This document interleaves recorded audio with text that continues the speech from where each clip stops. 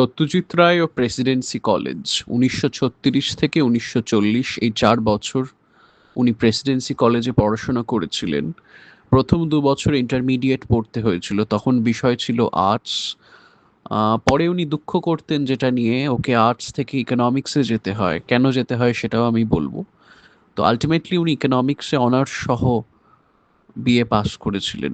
কিন্তু আজকে কথা বলবো সত্যজিৎ রায়ের এই প্রেসিডেন্সি পর্ব নিয়ে। সত্যজিৎ রায় ওর কলেজ জীবন মানে প্রেসিডেন্সি পর্ব নিয়ে খুব বেশি জায়গায় স্মৃতিচারণা করেননি। আমি এ যাবৎ দুটো সেরকম নিদর্শন পেয়েছি অনেক খোঁজাখুঁজির পর। সোমনাথ মৈত্র, হামফ্রে হাউস, প্রফুল্লচন্দ্র ঘোষ, বিখ্যাত পিসি ঘোষ, দোর্দণ্ড প্রতাপ, প্রফেসর ইংরেজির প্রবাদ প্রতিম অধ্যাপক প্রফুল্লচন্দ্র ঘোষ, সুকান্ত চৌধুরী আপনারা অনেকেই চেনেন, ইংরেজির অধ্যাপক, প্রফেসর এমেরিটাস যাদবপুর বিশ্ববিদ্যালয়ের। ওনার বাবা মা ছিলেন প্রশান্ত, মানে প্রফুল্লচন্দ্র ঘোষের ছাত্র পিসি ঘোষের, যার কাছে পড়ার সৌভাগ্য হয়েছিল সত্যজিৎ রায়ের। এছাড়াও সুবোধচন্দ্র সেনগুপ্তের নাম বারবার ফিরে ফিরে এসেছে ওনার স্মৃতিচারণায়। তাছাড়া আরো অনেকেই রয়েছে, যেমন আমি বলতে পারি তারাপদ মুখার্জির কথা উনি বলেছেন, জীবনানন্দ সেনের কথা বলেছেন আরেকজন অধ্যাপক। তো সেগুলো আছে। কিন্তু যেটা ইন্টারেস্টিং সেটা হচ্ছে এরা প্রত্যেকেই ইংরেজি সাহিত্যের অধ্যাপক ছিলেন। এরা কেউই কিন্তু অর্থনীতির নয়। মানে অর্থনীতি যে সাবজেক্টটা নিয়ে উনি অ্যাকচুয়ালি অনার্স পাস করলেন, বিএ পাস করলেন অনার্স সহ, সেটা ওকে নিতে হয়েছিল পারিবারিক চাপে। প্রশান্তচন্দ্র মহালনোবিশ, আপনারা জানেন, বিখ্যাত স্ট্যাটিস্টিশিয়ান এবং ইন্ডিয়ান স্ট্যাটিস্টিক্যাল ইনস্টিটিউটের প্রতিষ্ঠাতা, তিনি বলেছিলেন সত্যজিৎ রায়কে যে যদি তুমি ইকোনমিক্স নিয়ে পড়ো তাহলে আমার একটা পত্রিকা আছে সংখ্যা বলে, সেই পত্রিকায় তোমাকে একটা চাকরি দেব। সুতরাং সত্যজিৎকে ইকোনমিক্স পড়তে হয়েছিল এবং এই নিয়ে ওনার প্রচুর অনুশোচনা ছিল, রিগ্রেট ছিল। উনি বলছেন একদম খোলাখুলিভাবে যে আমার বিষয় নির্বাচনটা ভুল হয়েছিল, আমার ইংরেজি সাহিত্য নিলে ভালো হতো, এবং তার জায়গায় আমি নিয়েছিলাম অর্থনীতি। I got a second class honours, এবং সেটা পেয়েছিলেন উনি মুখস্থ করে। একেবারে ওনার পড়তে ভাল লাগতো না অর্থনীতি, মুখস্থ করে কোনো রকমে সেকেন্ড ক্লাসে অনার্স পেয়েছিলেন।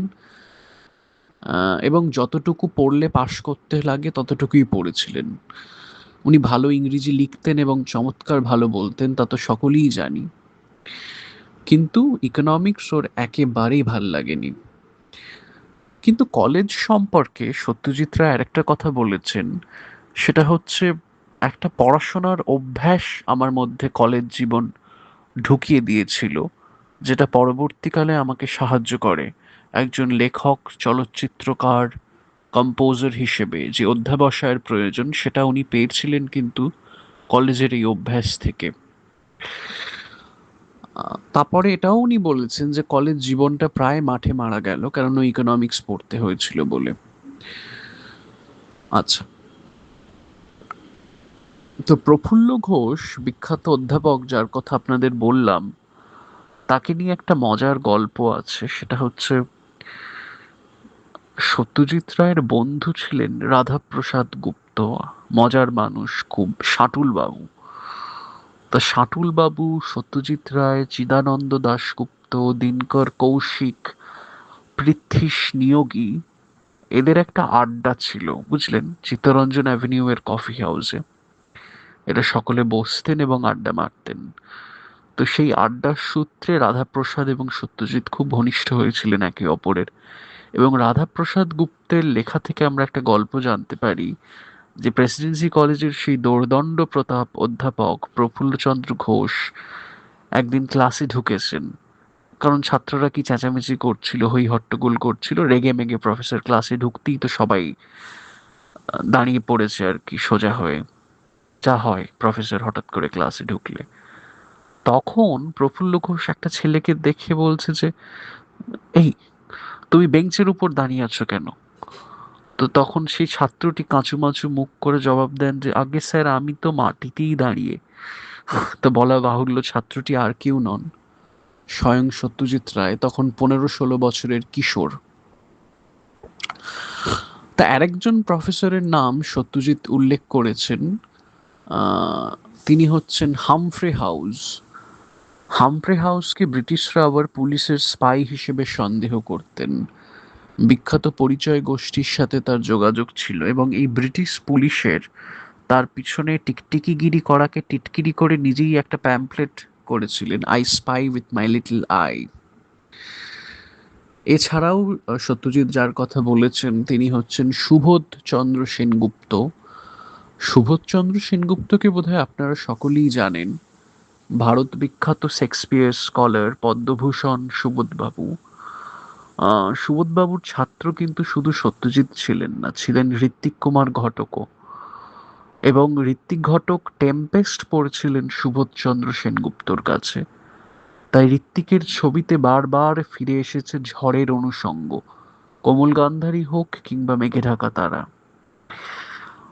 তাছাড়াও সুবোধবাবুর আত্মজীবনী তে হীন দিবস, সুবোধচন্দ্র সেনগুপ্তর আত্মজীবনী আপনারা পড়ে দেখতে পারেন। তাতে একটা ইন্টারেস্টিং ঘটনার কথা উল্লেখ রয়েছে। একদিন গড়ের মাঠে সত্যজিৎ রায়ের সাথে সুবোধচন্দ্র সেনগুপ্ত দেখা হয়েছে। তা সেটা অনেক পরে, তখন সত্যজিৎ আমরা বুঝতে পারি যে কলেজ থেকে বেরিয়ে গেছেন এবং শান্তিনিকেতনে কলা ভবনে আঁকা শিখছেন, হয়তো ছুটিতে বাড়িতে এসেছেন। তো সুবোধবাবু তো সত্যজিৎ রায়কে খুব পছন্দ করতেন এবং যখন ইন্টারমিডিয়েট পরীক্ষার নাম্বার তোলা হচ্ছে, সত্যজিতের নাম্বার যে খুব মানে অনেক ওপরের দিকে ছিল সেটা সম্পর্কে উনি জানতেন এবং ওনার খুব আশা ছিল যে এই ছেলেটি বোধহয় ইংরেজি নেবে। তো যখন উনি জানতে পারলেন সুবোধবাবু যে উনি কলা ভবনে আঁকা শিখছেন, তখন ওনার খুব মনটা দমে গেছিল, দুঃখ পেয়েছিলেন।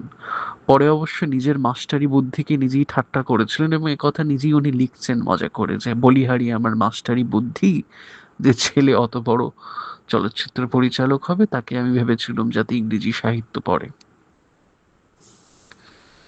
তাছাড়াও আপনারা হয়তো জানেন সত্যজিৎ রায় খুব অল্প বয়সে ম্যাট্রিক পাশ করেছিলেন, 14.5 বছর বয়সে, এবং ম্যাট্রিকে ওর খুব একটা ভালো নম্বর ছিল না। তো তখন উনি প্রেসিডেন্সিতে ভর্তি হতে পেরেছিলেন কম নম্বর সত্ত্বেও।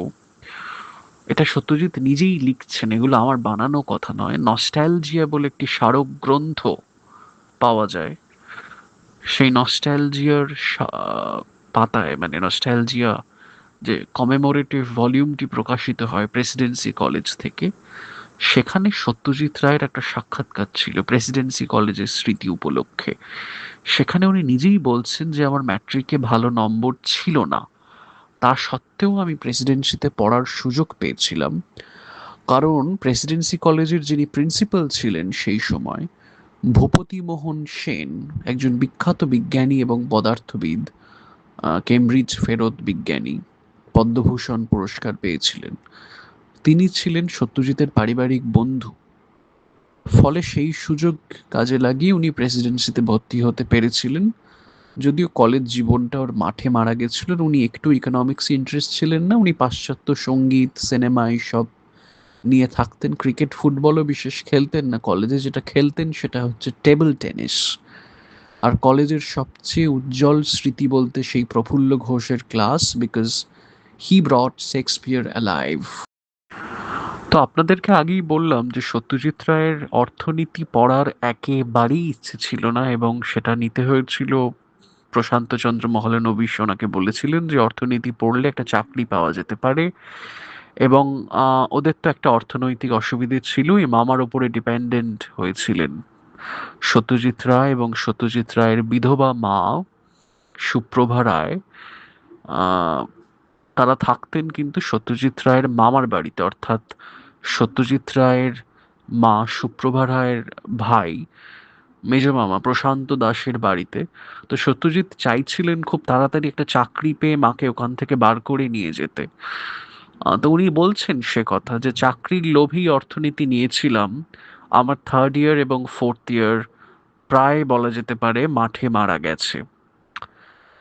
ওর আগ্রহ তো ছিল চলচ্চিত্র, পশ্চিমী মার্গ সঙ্গীত ইত্যাদি বিষয়ে, সেসব আপনারা জানেন। কিন্তু আর একটা মজার জিনিস আমি বলি, সেটাও আমি নস্টালজিয়া পত্রিকাটি, বইটি, মানে কমেমোরেটিভ ভলিউম, স্মারক গ্রন্থ বলা যেতে পারে একটা, সেটা উল্টাতে গিয়ে জানতে পারলাম সেটা হচ্ছে সত্যজিৎ রায়ের সময়ের একজন অধ্যাপক আত্মহত্যা করেছিলেন। তার নাম হচ্ছে অজিত চক্রবর্তী। উনি বলছেন যে কিছু কিছু শিক্ষককে এত খারাপ ব্যবহার এবং ছাত্রদের অত্যাচার ফেস করতে হতো, হয়তো তারা ভালো পড়াতে পারতেন না বা তাদের উচ্চারণের ত্রুটি ছিল, সেসব উনি বলেননি। কিন্তু একজন শিক্ষক যার নাম অজিত চক্রবর্তী, তিনি ছাত্রদের টিটকিরি বলুন, অত্যাচার বলুন, রাউডিনেস সহ্য করতে না পেরে আত্মহত্যা করেছিলেন। এটা সত্যজিৎ বলছেন, আপনারা চাইলে সেটা দেখতে পারেন নস্টালজিয়ার পাতা উল্টে। আর একথাও উনি বলেছেন যে ওনার ছাত্ররা এবং ওনার ছাত্ররা নয়, মানে ওনার শিক্ষক মাস্টারমশাই যারা ছিলেন, উনি বলছেন যে আমি মোটামুটি একটা ভালো ছাত্রই ছিলাম, এবং আমার যারা অধ্যাপক, যাদের নাম আমি বললাম, জীবনানন্দ সেন, প্রফুল্ল ঘোষ মানে পিসি ঘোষ, তারাপদ মুখার্জি, সুবোধ সেনগুপ্ত, সোমনাথ মৈত্র, এরা সকলেই কিন্তু সত্যজিৎ রায়কে চিনতেন এবং স্নেহ করতেন। ফলে আমরা আন্দাজ করতে পারি সত্যজিতের ইংরেজির ওপরে তখন থেকেই যথেষ্ট ব্যুৎপত্তি এবং দখল ছিল। আচ্ছা, এর পরে আপনাদের একটা মজার জিনিস আমি পড়ে শোনাবো।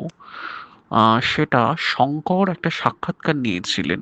শঙ্কর মানে আপনারা জানেন যে প্রয়াত লেখক মণিশঙ্কর মুখোপাধ্যায় সত্যজিৎ রায়ের মৃত্যুর ১ বছর আগে ওর ৭০তম জন্মদিন উপলক্ষে ১৯৭০ সালের ১লা মে, সেটা আনন্দবাজার, ১৯৯২, মাফ করবেন, ১৯৯১ সালের ১লা মে, অর্থাৎ সত্যজিৎ রায়ের যখন ৭০ বছর বয়স, সেই ৭০ বছরের আসন্ন জন্মদিন উপলক্ষে আনন্দবাজার পত্রিকার হয়ে শঙ্কর সত্যজিৎ রায়ের উপর একটা কাইন্ড অফ লেখা লিখেছিলেন। সেখানে উনি প্রশ্নও করেছিলেন। তো সেটা আমি একদম হুবহু আপনাদের পড়ে শোনাচ্ছি শঙ্কর কি লিখেছিলেন। তাহলে ১৪ বছরে ম্যাট্রিক এবং ১৮ বছরে প্রেসিডেন্সি কলেজ থেকে বিয়ে, চোস্ত ইংরেজি বলতে সত্যজিতের যে জুড়ি নেই তা এখন অনেকেরই অজানা নয়। যে সামান্য কয়েকজন বাঙালি ইংরেজিটা সত্যিই লিখতে জানেন, সত্যজিৎ অবশ্যই তাদের একজন। বাংলা স্কুলে পড়েও সাহেবী উচ্চারণ, হাসলেন সত্যজিৎ। ওটা কিছু নয়, একটু কান খাড়া রাখলেই শিখে নেওয়া যায়। ১২-১৩ বছর পর্যন্ত ইংরেজি বলায় বেশ জড়তা ছিল, পরে আস্তে আস্তে সড়গড় হয়ে গেল। স্কুলে অ্যাসিস্ট্যান্ট হেডমাস্টার জ্যোতির্ময় লাহিড়ী খুব ভালো ইংরেজি বলতেন। প্রেসিডেন্সি কলেজে বিখ্যাত সব লোকের কাছে পড়েছি, হামফ্রে হাউস, সোমনাথ মৈত্রর উচ্চারণ ছিল খুব ভালো। অসাধারণ বাইবেল পড়াতেন H.K. ব্যানার্জি।